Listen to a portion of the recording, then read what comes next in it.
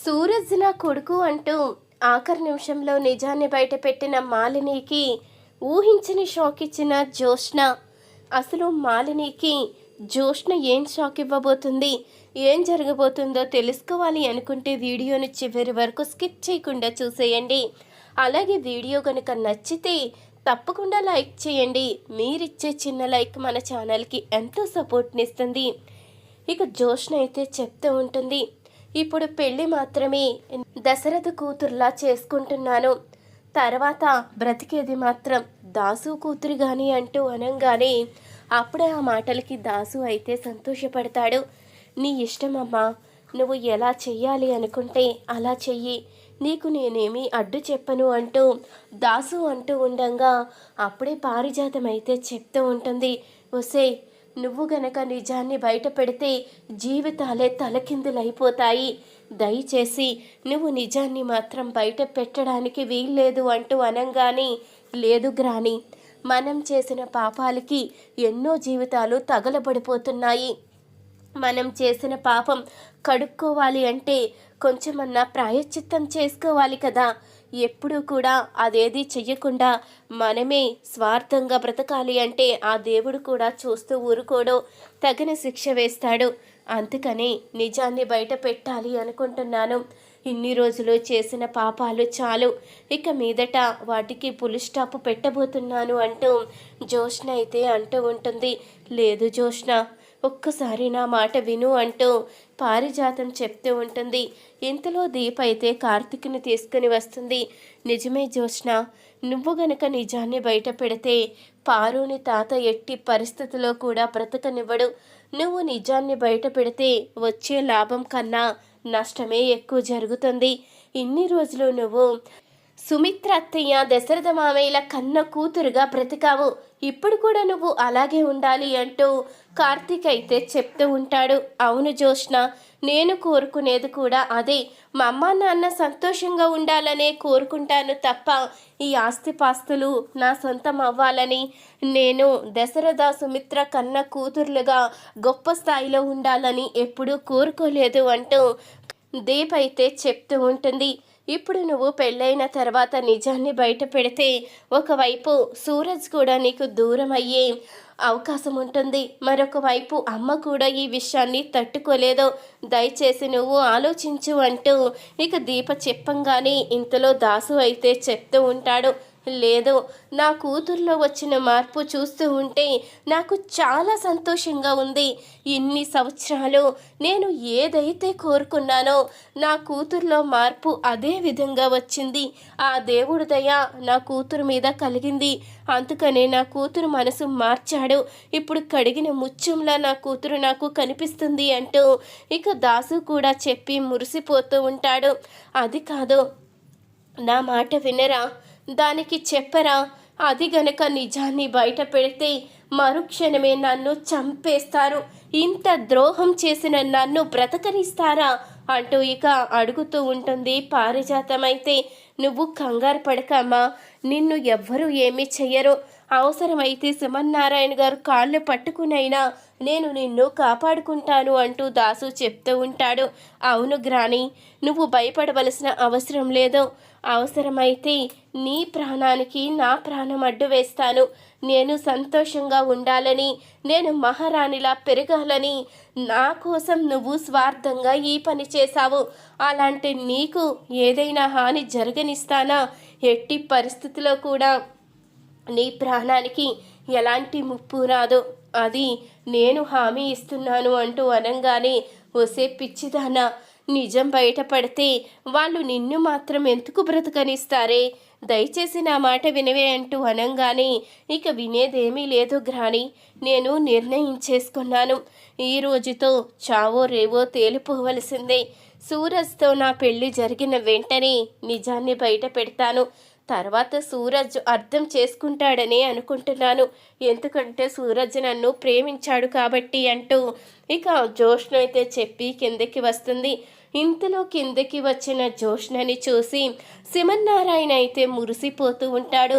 ఈరోజు నా మనవరాలని ఇలా పెళ్లి కూతురుగా చూస్తూ ఉంటే ఈ ఆనందం అసలు తట్టుకోలేకపోతున్నానమ్మా. నిన్ను ఇలా చూస్తూ ఉంటే లక్ష్మీదేవిలా కనిపిస్తున్నావు. చాలా సంతోషంగా ఉంది. నేను బ్రతికుండగా నువ్వు పెళ్లి చేసుకుంటావో లేదో, నా కోరిక తీరుతుందో లేదో అని నేను బాధపడని రోజంటూ లేదు. కానీ ఈరోజు నువ్వు పెళ్లి చేసుకుంటూ ఉంటే చాలా సంతోషంగా అనిపిస్తుంది అంటూ ఇక శివన్నారాయణ అయితే అంటూ ఉంటాడు. బాబాయ్, అంతగా మురిసిపోతున్నావు? నీ మనవరాలు పెళ్లి చేసుకోదు అని ఫిక్స్ అయిపోయావా? ఏ సమయానికి ఏం జరగాలో అన్నీ వాటంతట అవే జరిగిపోతూ ఉంటాయి కదా, అవేవి మన చేతిలో ఉండవు. జోష్న పెళ్ళైన వెంటనే ఖచ్చితంగా మీ తలరాతులు మారుతాయేమో బాబాయ్ అంటూ ఇక చెప్తూ ఉంటుంది మాలిని అయితే.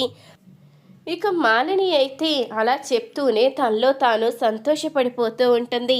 ఈ పెళ్లి జరిగిన తర్వాత మీ మొహంలో ఎవ్వరికీ సంతోషమే కనిపించదు, ఇదంతా నా ప్లాన్ కదా అంటూ తన మనసులో అనుకుంటూ ఉంటుంది. ఇక మాలిని అయితే తర్వాత జోష్న అయితే పెళ్లిపీటల మీద కూర్చోగానే సూరజ్ అయితే జోష్న వైపు చూస్తూ ఉంటాడు. నేను నిన్ను మోసం చేస్తున్నాను కానీ తప్పడం లేదు అంటూ తన మనసులో అనుకుంటూ ఉంటాడు. నువ్వేమీ చెయ్యడం లేదు, అంతా నా ఇష్ట ప్రకారమే చేసుకుంటున్నాను అంటూ జోష్న పైకి అనేసరికి ఏం మాట్లాడుతున్నావు అంటూ ఇక సూరజ్ అయితే అడుగుతూ ఉంటాడు. అబ్బే ఏమీ లేదు, ఈ పెళ్ళి నా ఇష్ట ప్రకారమే చేసుకుంటున్నాను అని నీతో మళ్ళీ చెప్తున్నానంతే అంటూ ఇక జోష్న అయితే అంటూ ఉంటుంది. ఇంతలో వాళ్ళిద్దరినీ చూసి శివన్నారాయణ అయితే మురిసిపోతూ ఉంటాడు. బాబాయ్, నువ్వు చాలా సంతోషపడిపోతున్నట్టున్నావు అంటూ మాలిని అనంగానే, అవునమ్మా, ఈ పెళ్ళి ఆపాలని ఎంతోమంది శత్రువులు ఎదురు చూస్తూ ఉండుంటారు, కానీ ఈ పెళ్ళి ఆపడం ఎవ్వరి తరం కాదని వాళ్ళకి ఈపాటికే అర్థమై ఉంటుంది. అందుకని నాకు చాలా సంతోషంగా ఉందమ్మా. ఈ రోజుతో నా మనవరాలు పెళ్ళి అయిపోతుంది. ఇక నా మనవరాలు జీవితం కూడా సెటిల్ అయిపోతుంది. ఇక తాతగిక నాకు అంతకన్నా ఏం కావలసింది?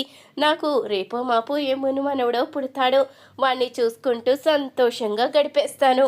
ఇక బాధ్యతలన్నీ నా కొడుక్కి, నా మనవరాలకి, లేకపోతే నా మనవడు మనవరాలకి అప్పగించేస్తాను. ఇక నేను సంతోషంగా ఉంటాను అంటూ ఇక శివన్నారాయణ అంటూ ఉండంగా, పెళ్ళైన తర్వాత కదా అసలైన కథ మొదలయ్యేది. నిజం గనక బయటపడింది అంటే మీరు నన్ను చంపేయడం ఖాయం. మును మనవడితో ఆడుకోవడం కాదు, నాకు పిండం పెడుతూ ఉంటారు అంటూ ఇక పారిజాతం అయితే తన మనసులో అనుకుంటూ కంగారు పడిపోతూ ఉంటుంది. ఏంటో ఈ పారిజాతం అంత కంగారుగా కనిపిస్తున్నావు అంటూ అడగంగానే, అబ్బే ఏమీ లేదండి, మనవరాలు పెళ్ళి జరుగుతుంది కదా అందుకని అంటూ ఇక చెప్తూ ఉంటుంది పారిజాతం. ఇంతలో మరొక వైపు మాలిని అయితే కాంచనని అడుగుతూ ఉంటుంది. ఏంటి కాంచన, పాపం నీ కొడుక్కి నీ మేనగోడల్ని పెళ్లి చేస్తానని మీ అన్నయ్యకి మాట ఇచ్చావు, చివరికి పాపం ఆ మాట నిలబెట్టుకోలేకపోయావే అంటూ అడుగుతూ ఉండంగా, మా అన్నయ్యకి మాటిచ్చిన మాట నిజమే, కానీ దీపను కూడా మా అన్నయ్య తన కన్న కూతురులాగే చూసుకుంటాడు. ఇక ఆ విషయానికి వస్తే అప్పుడు మా అన్నయ్య కూతుర్ని నేను కోడలుగా చేసుకున్నట్టే కదా, దీపను ఎప్పుడు పెద్ద కూతురుగానే మా అన్నయ్య చూస్తాడు. ఈ ఇంటి పెద్ద కూతుర్ని నా కోడల్ని చేసుకున్నట్టే అంటూ ఇక కాంచన అయితే అంటూ ఉంటుంది. ఏం చేస్తావు పాపం, అలా అనుకోక తప్పదు కదా, ఎంతైనా కడుపున పుట్టిన కూతురే, పై ప్రేమ చూపించే కూతురు ఆ కూతురే అంటూ ఇక మాలిని అయితే అంటూ ఉంటుంది. చూడు, నువ్వు అలా చూడలేవేమో, కానీ మన్న వదిన పరాయి వాళ్ళను కూడా సొంత వాళ్ళలాగే చూస్తారు. వాళ్ళు చాలా మంచి వాళ్ళు, నువ్వేమీ మాట్లాడవలసిన అవసరం లేదు, ఎవరికిచ్చిన మాటలు గుర్తు చేసి దెప్పుపడవలసిన అవసరం కూడా లేదు అంటూ కాంచన అయితే అంటూ ఉంటుంది. కొంతమందికి ఉన్న అలవాటే అదమ్మా, కొంతమంది ఎవరిని ఏ మాటలని బాధ పెట్టాలా, ఎవరిని ఏ విధంగా మనసు నొచ్చుకునేలా చెయ్యాలని ఆలోచిస్తూనే ఉంటారు. నా కొడుకు కోడలు ఇద్దరూ కూడా దీపను కూడా వాళ్ళ పెద్ద కూతురులాగే చూసుకుంటారు. అలాంటప్పుడు మాట నిలబెట్టుకున్నట్టే కదా. నువ్వు ఆ విషయంగా అయితే వాళ్ళని ఏమీ అనవలసిన అవసరం లేదు. పెళ్ళికొచ్చావో 4 అక్షంతలు వేసి తినేసి వెళ్ళిపో అంతకు మించి వేరే విషయాలు మాట్లాడుకు అంటూ ఇక శమన్నారాయణ అయితే వార్నింగ్ ఇస్తాడు మాలినికి. ఇంతలో ఇక పెళ్ళి అయితే జరిగిపోతుంది. ఇక పెళ్ళి జరిగిన తర్వాత అందరూ కూడా చాలా సంతోషంగా అయితే ఉంటారు. ఇంతలో సూరజ్ అలాగే జోష్న ఇద్దరూ కూడా ఒకరి కళ్ళలోకొకరైతే చూసుకుంటూ ఉంటారు. ఇక ఈ పెళ్ళి అయిపోయిన తర్వాత మాలిని అయితే అనుకుంటూ ఉంటుంది, నేను అనుకున్నది నెరవేరిపోయింది, పెళ్ళి జరిగిపోయింది, ఇప్పుడు అసలు విషయాన్ని బయట పెడతాను, వీళ్ళందరికీ మైండ్ బ్లాక్ అయ్యేలా చేస్తాను అంటూ ఇక మాలిని అయితే ఎంతో విర్రవీగుతూ నవ్వుకుంటూ ఉంటుంది. మాలిని అయితే అలా విర్రవీగుతూ నవ్వుతూ ఉండేసరికి చూసిన అందరికీ కూడా ఏమీ అర్థం కాదు. ఇంతలో ఇక తన అన్న వైపు చూస్తూ మనం అనుకున్నది నెరవేరింది, మనం ప్లాన్ చేసినట్టే అన్నీ కూడా వీళ్ళు నమ్మి పాపం గుడ్డి వాళ్ళలా జోష్నని సూరజ్కిచ్చి పెళ్లి చేశారు. ఇప్పుడు వాడు నా కొడుకని నిజం బయటపడాలి, అప్పుడు వీళ్ళకి ఉంటుంది. ఇక వీళ్ళు వెనక్కి రావాలో ముందుకు వెళ్ళాలో కూడా అర్థం కాని అయోమయ పరిస్థితికి వస్తారు. ఇక జోష్న నా కోడలైనప్పుడు ఆస్తి కూడా నా సొంతమైపోతుంది, మొత్తం ఈ కుటుంబం రోడ్డు పాలైపోతుంది. తర్వాత జోష్నని కూడా మెల్లిగా దూరం చేసేస్తాను, నా కొడుక్కి మళ్ళీ పెళ్లి చేస్తాను, ఇక ఈ కుటుంబమే సర్వనాశనమైపోయేలా చేస్తాను. నేను ఇన్ని సంవత్సరాలుగా ఎదురు చూస్తున్న నా పగ నెరవేరింది, అది నీ సహాయంతో, నీ సహాయం ఎప్పటికీ మర్చిపోలేను అంటూ ఇక చెప్తూ మాలిని అయితే నవ్వుతూ ఉంటుంది. ఏంటి ఆగిపోతుంది అనుకున్న పెళ్ళి జరిగిపోయేసరికి పాపం నీకు పిచ్చి పట్టిందా, ఏం చెయ్యాలో అర్థం కాక తెగ నవ్వుతున్నావు అంటూ శివన్నారాయణ అయితే అడుగుతూ ఉంటాడు. లేదు బాబాయ్, నాకు పిచ్చి పట్టడం కాదు, జరిగిందేంటో తెలిస్తే మీకు పిచ్చి పడుతుంది, ఏం జరిగిందో అర్థం కాని అయోమయ పరిస్థితిలో మీరు పడతారు. ఇప్పుడు నేను చెప్పేది వింటే ఒక్కొక్కరు హాస్పిటల్లో జాయిన్ అవ్వడం మాత్రం ఖచ్చితంగా జరుగుతుంది అంటూ మాలిని అంటూ ఉండగా, నువ్వు చెప్పేది వింటేనా, అసలు ఏం చెప్పాలి అనుకుంటున్నావో అంటూ అడుగుతూ ఉంటాడు శివన్నారాయణ అయితే. ఏం చెప్పాలి అనుకుంటున్నానా, మీరు పెళ్ళయిందని మురిసిపోతున్నారు కదా, ఆ సూరజ్ ఎవరో కాదు నా కన్న కొడుకు అంటూ అనగానే ఆ మాటకి పారిజాతం కూడా ఒక్కసారిగా షాక్ అవుతుంది.